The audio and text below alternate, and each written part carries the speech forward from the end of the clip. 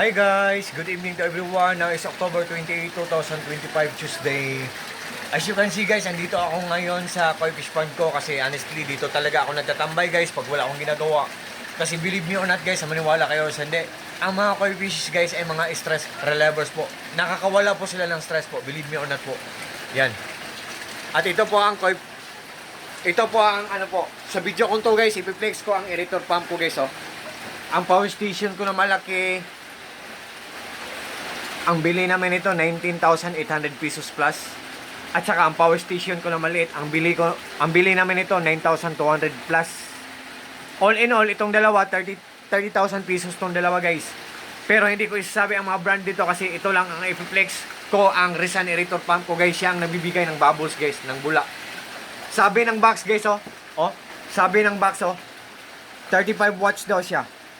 35 watts daw siya. Pero ano, ang power station natin guys, malalaman nila or mamomonitor nila kung matipid lang siyang kumain ng kuryente. So, tingnan natin kung 35 watts siya, totoo guys. Ito po ang aerator pump natin guys oh. Ito siya guys. Nag-connect ako dito ng extension wire. Aerator pump natin oh. Yan. Yan ang aerator pump natin, Rizan aerator pump. Siya ang magbibigay ng bula dyan sa koi fish pond natin guys. Yan. Wait guys ah. Isaksak natin guys.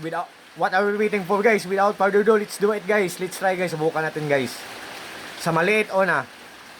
Oh. Ang sabi ng maliit ko, 16 watts lang siya. Ang sabi ng box, 35 watts daw siya. What super exaggerated guys, di ba? Oh. 35 watts daw siya. So, dito naman tayo sa malaki. Tanggalin natin. Oh. Tanggalin natin sa malaki. Diba, zero yan? Tingnan natin kung 35 watts yan. Eh, what are we waiting for? Let's do it, guys. Isaksak natin, guys. Wait, guys, ha. Zero siya kanina. Zero. Tingnan natin. Naka-on na siya. 620. O, sabi ng malaki na power station ko, 21. Sometimes talaga, 16 watts to siya dito sa maliit. 17 watts, 18 watts, 19 watts, 20 watts at saka 21 watts. So, ang na-experience ko dito, ever since pagbili ko ng Rizan aerator pump, 21 watts lang talaga ang pinakamalaki. 20 watts or 21 watts. So, 20 watts. Tapos, magiging 21 na naman yan. 21 watts. So, sa lahat po ng mga fish keepers guys, good evening and happy fish keeping. Kung naghahanap po kayo ng aerator pump po, Rizan aerator pump po, matipid lang sa kuryente, good pa ang quality, tapos mura lang. Ito po ang mga gamitan ko dito guys. Ngayon lang ako naka-video guys kasi naglinis po ako ng koi fish pond ko. Naglinis ako sa sa paligid. Ito ang pamili ko guys. Yan. Naglinis ako sa paligid namin guys. Dito. So, ang koi fish pond ko, naglinis ako dito lahat, guys. So, ang koi fish pond ko at saka ang Rizan aerator pump, guys, oh. Ang lakas-lakas niya, oh. Sa sobrang lakas niya, ang daming bubbles na naproproduce niya or nakikreate niya.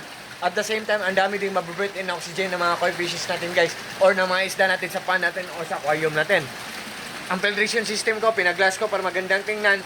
Pinawilding ko para maghang, para magandang tingnan. At nilagyan ko pa ng mga ornamental plants, guys, oh, para mas magandang tingnan. So, sa lahat po ng mga fish keepers dyan, good evening and happy fish keeping. Kung naghahanap po kayo ng aerator pump po, I hope kagaya sa akin na brand po, Rizan aerator pump po, matipid sa kuryente, good pa ang quality, at saka mura lang. Hello po sa mga ka-solar dyan, kasi solar lang nagpapandar sa lahat ng mga appliances namin. Marami kaming solar panel sa bubong namin, sa roof namin. May generator kami, dalawa, malaki at maliit. May inverter kami na malaki at may marami kaming batteries. Na kahit walang kuryente, ang buong bayan guys, we have nothing to worry about. Wala kaming dapat ikabala kasi solar lang talaga ang nagpapandar sa lahat ng mga appliances namin. So sa lahat po ng mga ka-solar dyan, good evening. Sa lahat po ng mga ka-fish keepers dyan, good evening and happy fish keeping. Sa lahat po ng mga friends ko na palaging, sa mga friends ko at sa mga supporters ko na palaging nag-order sa mga products ko sa links ko or sa Yellow Basket ko. Thank you so much po sa trust po, sa suporta po. At saka, take care po tayong lahat at God bless po sa ating lahat or God bless us all and this all. But